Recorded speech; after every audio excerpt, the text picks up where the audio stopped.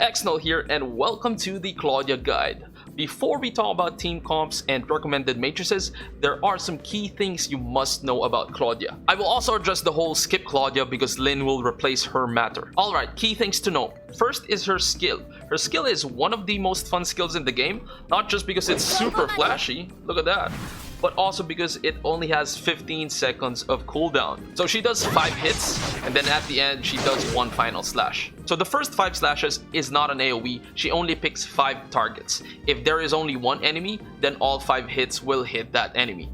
The last final slash, however, is an AoE, so it will hit all the enemies within the area. Now you can actually skip the animation of the final slash. Once she's done zipping around doing the first 5 hits, you can actually jump out of it or dash out of it, or start attacking or switching your weapons, like so. So even when you cancel out the animation, the last final slash still registers the hit. So here after I use the skill and then dash away, see right there, there is still the damage of the last slash. So you can use this to make your DPS rotations faster by going to a different weapon and using the discharge skill after the first 5 hits. During the animation of the skill, you actually are immune to crowd control and the damage you take is reduced by 50%. So timing this with some deadly boss attacks can be the difference between dying and surviving, especially when you run out of dodge charges. Now to make the most use out of her, we have to understand her A1 and her Grievous debuff. First, her A1. Now, I don't know what happened with the text there, but that just means seconds, 25 seconds. I recommend to get Claudia to A1 if you can.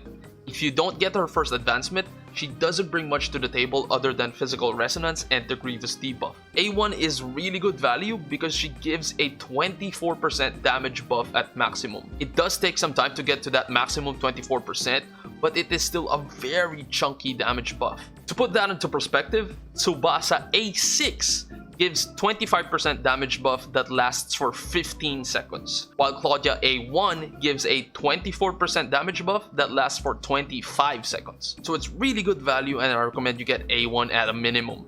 So A1, every time you use your skill or discharge and hit an enemy, you get 1 stack of an 8% damage buff.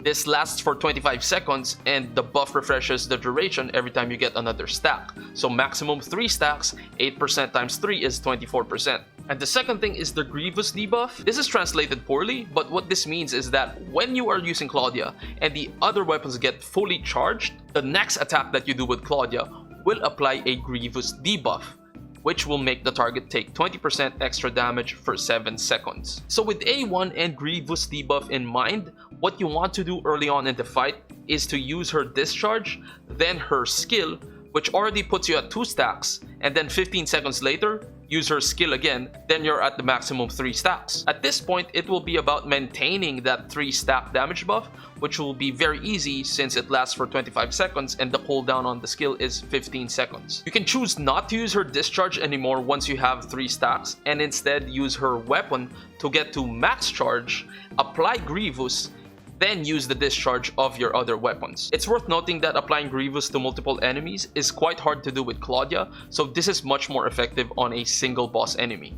And lastly, her awakening trait is so trash, I don't want to talk about it. But hey, if you find a good use for this, let me know in the comments. Now let's talk about team comps. Obviously, you want to pair her with a physical character because she has the physical resonance because it provides increased physical attack by 15%. So in this team comp, Claudia is your main DPS / charger, and then Shiro is going to be your shatter unit and the second physical unit for the physical resonance. Then the third slot is a flex pick for any healer or support like Nemesis or Coco or Zero, or a damage buffer like Tsubasa. With her A1, she also becomes a flexible damage buffer in teams that already have a main DPS / charger and a shatter unit. An example would be in a Frost team comp where your main DPS / charger is Frigg and Meryl is your shatter unit, then your third slot can be Claudia as the sub DPS or damage buffer. So any team that already has a good main DPS / charge unit and a good shatter unit, as long as Claudia has A1, she will work well in the third slot. Now let's talk about matrices.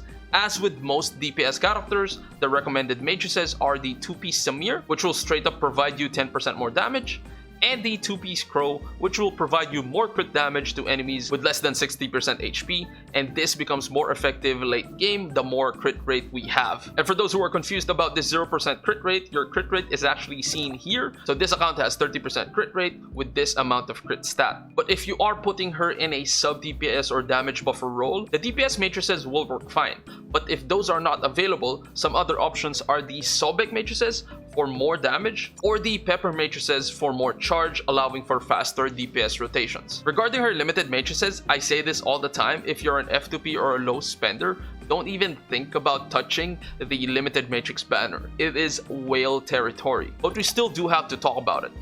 The 2-piece set isn't that good. It's not worth it. It's just a 13% damage boost to mid-air attacks. Samir will give you 10% more damage to all of your attacks. This is 13% to mid-air attacks. It's super niche and not worth going for the 2-piece. You have to go for the 4-piece, which is for whales! And it seems really good. So if you're whale, you go ahead, get the 4-piece. Now I want to talk a little bit about the whole issue of skipping Claudia because Lyn will replace her. Claudia will become obsolete. That's what happened in the CN version. Now let me make this clear. I am not against people who are saying to skip Claudia for Lyn. If you are a meta slave, that is fine. Go ahead and skip Claudia.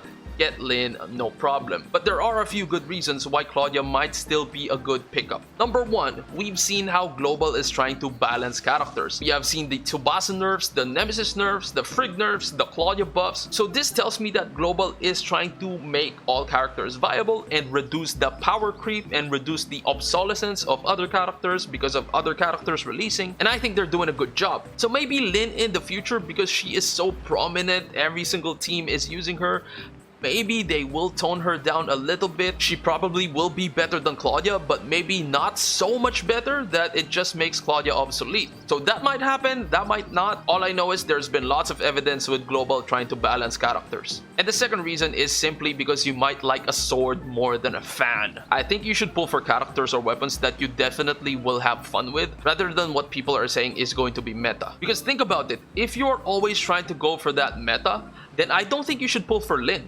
Because in 3.0, there's going to be a character that will replace Lyn because she's gonna be, or he's gonna be stronger than Lyn. Oh, but you actually don't want to pull for that character because in 4.0, there's gonna be a better character than the 3.0 character.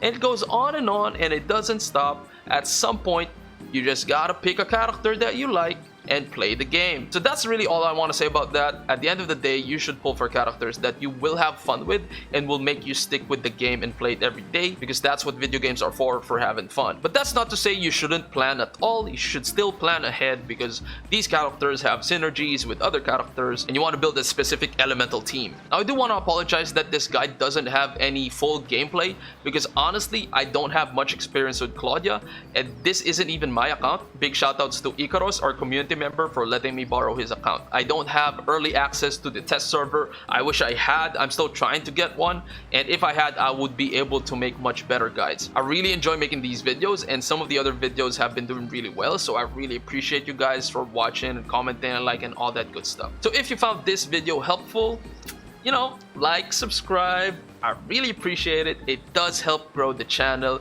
and we are trying to grow. So thank you so much. I would also like to invite you to join our Discord at discord.gg/xfam for a great community of Tower Fantasy players and other anime games or anime in general or gaming. It's a great place to be in. I also go live at fb.gg/xnlph and I'll see you there.